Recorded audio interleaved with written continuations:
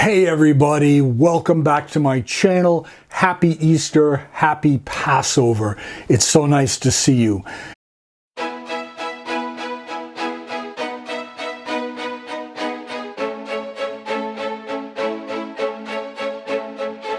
In today's video, I'm going to show you a hike that Paco and I did today with our two dogs.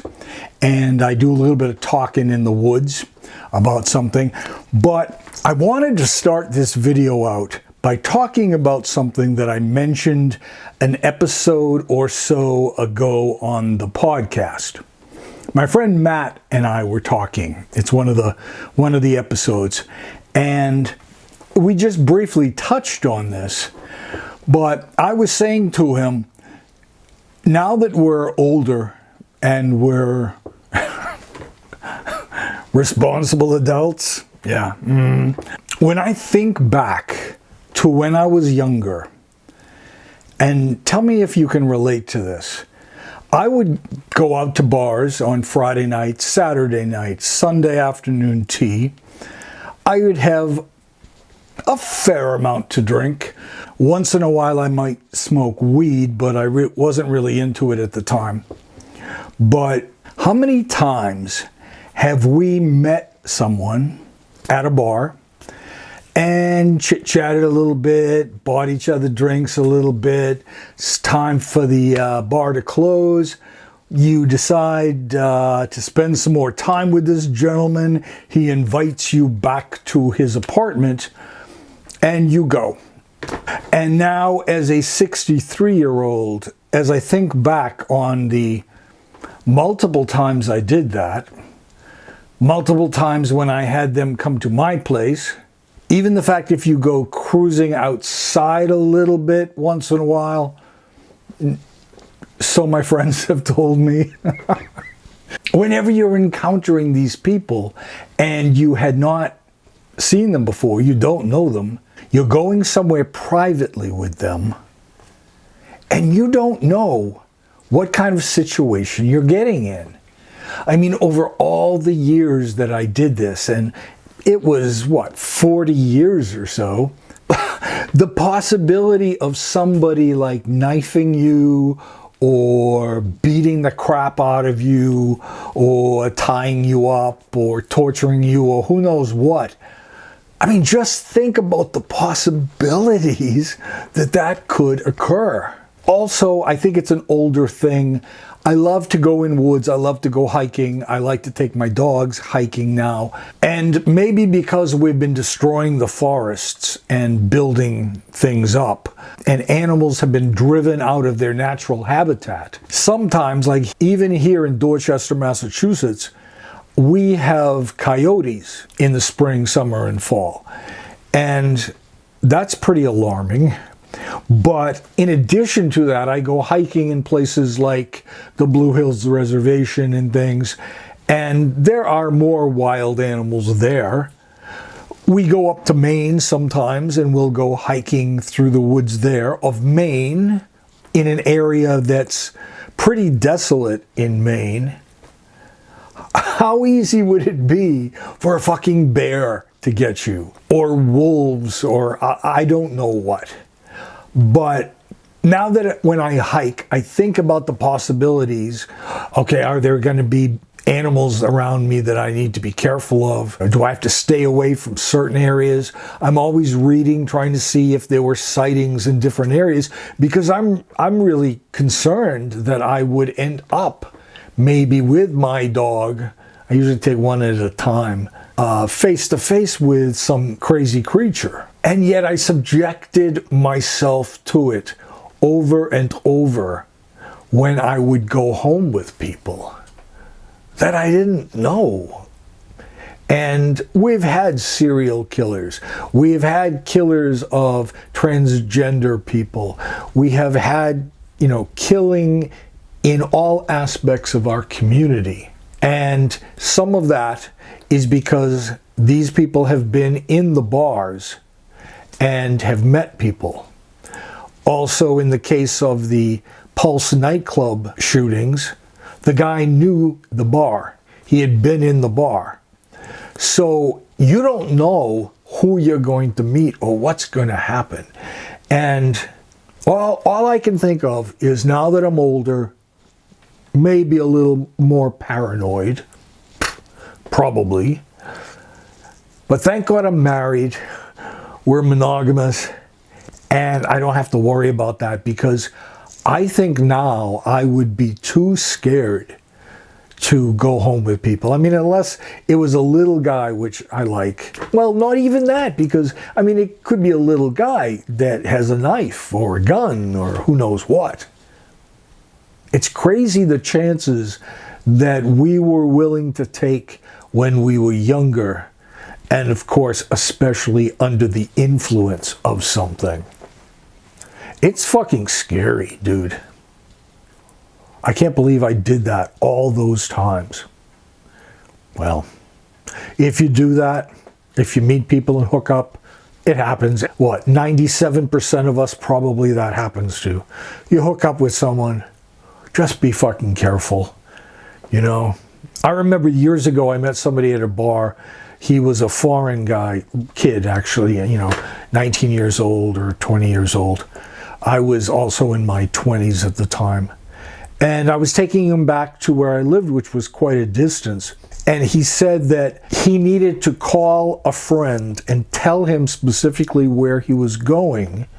And he wanted to see my driver's license to give the person that they're calling my driver's license info so that they would know who I am and where I was taking this person.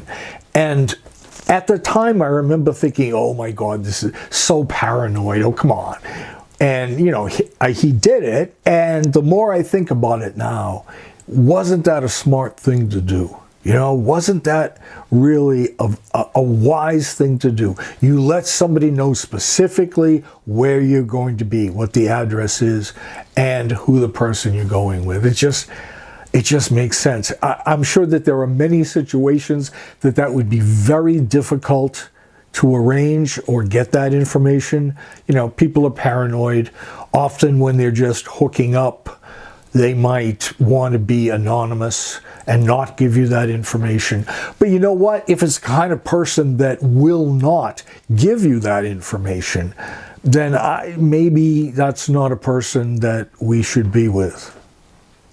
You know, they're hiding something from someone somewhere, and all of that can lead to a bad situation. Do me a favor, please, down in the comments, would you please tell me if you ever had these kinds of paranoid feelings, or have you ever really had a bad experience hooking up with someone that you didn't know?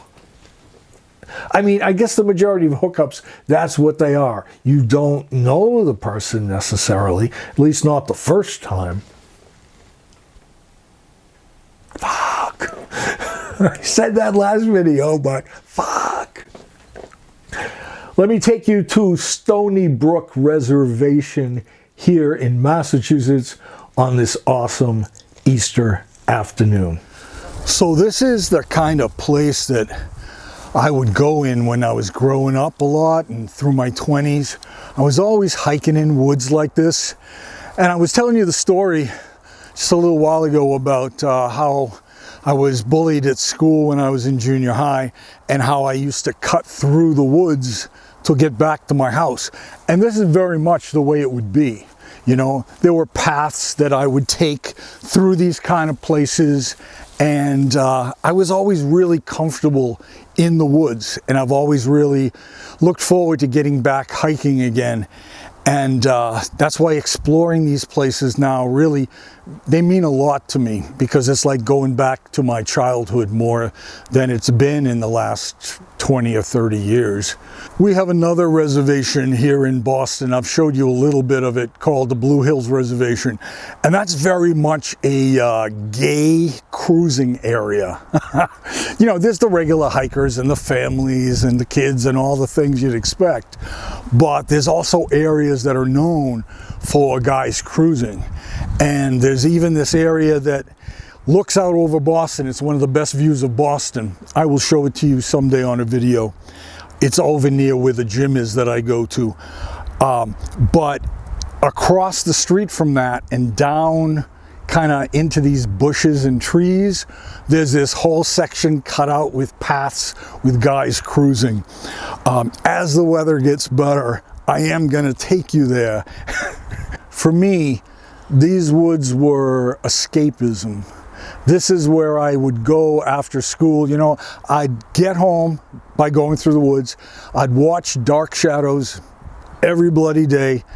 And then right afterwards, I'd still go back out in the woods all by myself and just hike around and explore and find new things.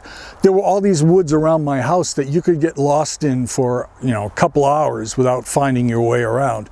So as a kid, my brothers always took me out into the woods constantly, and I got to know the area pretty well. So even though I was only like 7 or 8 years old, my parents didn't have a problem with me going out in the woods all afternoon by myself, getting into all kinds of trouble. And even as a kid, you know, young kid, 10 or so, I would go hiking in the areas that had guys cruising in them. And of course, unfortunately, a lot of attention would probably be paid to me if I went about those places too much. So what I would do is I just kind of walk around and watch what was going on. I couldn't see sex, because if a guy saw a little kid there, they're smart enough to stop. But I would see guys walking around talking to each other, and then 2 guys go off by themselves. And even at age 10, I'm like, I kind of know what's going on there. So by the time I was 16 and I had a driver's license, I was definitely going to those places myself back then, and I'm sure that's true of kids today. I mean, kids today look ridiculously old for their ages, especially the girls. Good Lord, 12-year-old girls look like 20-year-old women now. It's like kids don't manage to have much of a childhood anymore, you know, between being online all the time and playing video games all the time and really acting and doing things that a much older person would normally do. It's like they just kind of squeeze their childhood out. Our childhoods, I think, were better in that we grew up with very little technology. You know, we had TV, and if you didn't catch the TV program you wanted when it was on, the only chance you had was maybe a summer rerun to catch it. But if you missed that too, well, unless the show went into regular syndication and was played over and over, you'd probably never see certain episodes. So that was always kind of a thing. You know, I'd want to see my TV shows. I'd want to make sure that I got those TV shows in. But other than that, I mean, my parents encouraged us to be outside, to be doing things. And I wasn't a play sports kind of kid, but I was very much like an individual athlete kind of person. You know, what I mean by that is I participated in the things that you could do and learn by yourself. So things like hiking, things like rock climbing, things like tree climbing, all the things that would really keep a kid occupied outside. And I was always capable of entertaining myself. I didn't need anybody else there. It was never something that I needed in my life. I would walk around, I would play games outside. Unfortunately, some kids would sometimes see me playing by myself, talking to myself like I was characters, pretending to open doors and walk through. I mean, it was kind of weird, but I was a little kid, you know. I think kids really miss out now on what childhood could be. They want to grow up too fast. And let's face it, once you grow up, you don't have that time that you can take back when you were a kid, where you can just leave life behind and just go out and play and have no cares in the world, and not think about any illnesses and not think about work you have to do. Maybe you think about school, but that really wasn't me. I didn't think about school that much. I was just out and having fun. And so Paco and I were in the habit before the pandemic of going hiking, and we took Lola, our first dog, out quite often. And now we're just starting to take Lola and Chumley, my second dog. And it's just so awesome to be back out and being fully vaccinated. I'm not afraid of running into people. I do have my mask, of course. I bring that. I wear it whenever I'm around people. But when I'm out like this all by myself, the world is mine.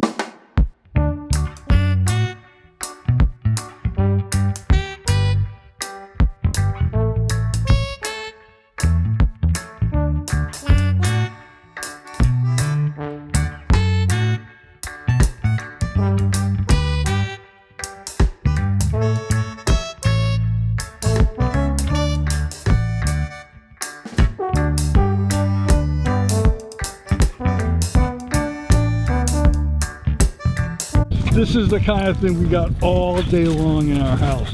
Them just jumping all over each other. Thanks so much for watching. Thanks, guys. I will see you next week. Take care. Bye.